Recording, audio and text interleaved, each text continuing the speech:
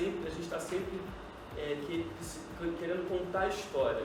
Então, a arte nunca pode passar na frente do filme.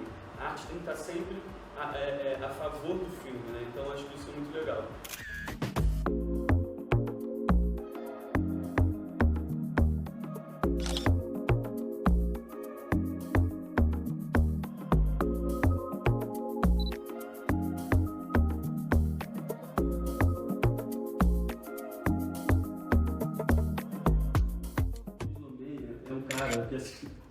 É muito engraçado, porque eu conheci ele todo meio tímido, assim, mas é um cara que conhece metade do Rio de Janeiro.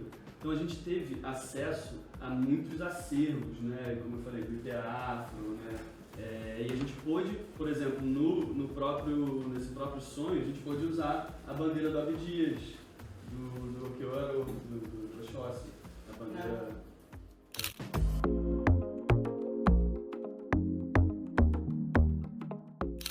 Meu nome é Lucas Osório, eu sou diretor de arte. Eu vim falar um pouco sobre o processo criativo,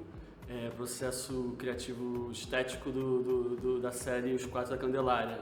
Na época eu era assistente do Thiago Marques, então falamos bastante sobre esse grande mestre, saudoso grande mestre, e ficamos horas conversando, foi um papo incrível. Acho que o Candelária teve uma possibilidade de construção imagética muito grande, que a gente ficou bastantes meses fazendo isso. Então eu tive um material bem rico para apresentar aqui, foi um papo ótimo. Oi, eu sou Dodô Azevedo, roteirista dos Quatro da Candelária, também sou cineasta. Foi o terceiro dia do nosso seminário sobre os afazeres, os bastidores da série Os Quatro da Candelária. Falamos na primeira semana sobre a fotografia, na semana passada falamos sobre o som e hoje falamos sobre a direção de arte.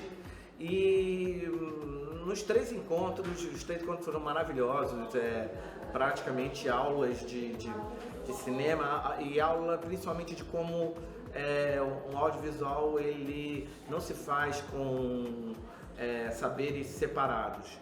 Você precisa, no nosso caso até agora, né, de um bom som misturado com uma boa direção de arte, misturado com uma boa fotografia. E no próximo encontro a gente vai fazer um encontro para falar de roteiro e precisa de um bom roteiro.